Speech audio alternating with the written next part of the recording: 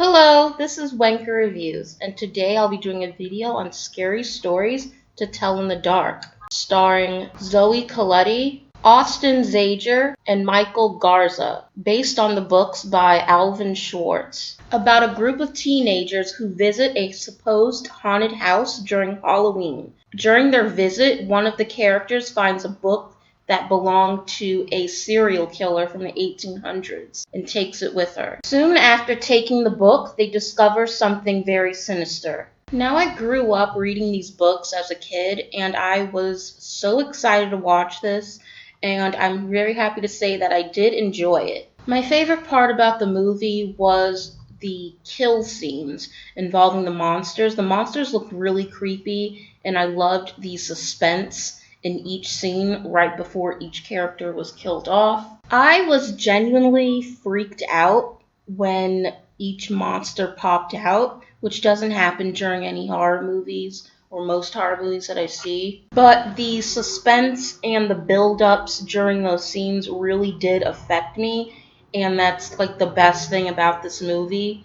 The second best thing is the humor. I like that the humor didn't go over the top at times where it shouldn't have gone over the top. There were times with Austin Zager, and I really do like Austin Zager, but there were times where I thought, the humor coming from him would overpower the potential scares that could come from this movie. But thankfully, the humor is in its proper place. It doesn't overshadow the scares. And my favorite monster ended up being Harold because he really did set the tone for the rest of the movie. Now, this movie is entertaining and it is scary, but the major flaw with this movie is the lead actress, played by Zoe Colletti. She plays Stella and she's the leading lady.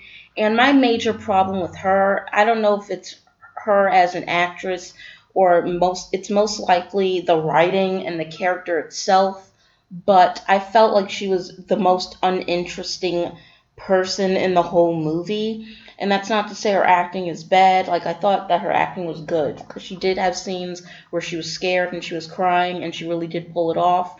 But her as a character, like, her personality is very overshadowed by the other characters in the movie. Even the characters that get killed off very early on, they were more memorable and entertaining to watch than her, which is a huge problem because she's the leading person in this movie. Like, she's the one that we follow around the most. And there were times where we got like a backstory about her and her father and dealing with her mother, running away, and she like dealing with that turmoil. And when the movie cut to those parts, I was bored out of my mind.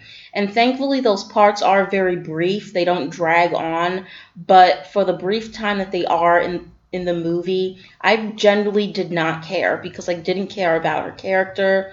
I didn't care about Stella. I did not care about the drama with her father and her mother that was no longer there. I just felt like the character was very uninteresting, and I was like waiting for the movie to cut back to the other characters, to the Michael Garza and Austin Zager, who work together to solve what's happening. Like, I was like counting the seconds for it to get back to the kills because I did not care about this girl at all. And again, I really don't think it's the actress herself. I think it's just how the character was written and what the actress had to work with. As far as negatives, that's the most negative thing I have to say about the movie. I thought Andrea Ovedal did an amazing job with the movie. He's a director. I love the fact that he didn't jam-pack like a million different monsters in one movie. I like the fact that it was quality over quantity. I like the fact that he also took a mature approach to the books. I was very worried that this movie would get like a PG rating because the books were meant for kids to read, like the Goosebumps books. Overall, I really did enjoy this movie. I'd highly recommend it for anyone who was a fan of the books. I give it a 6 out of 10. Thanks for watching.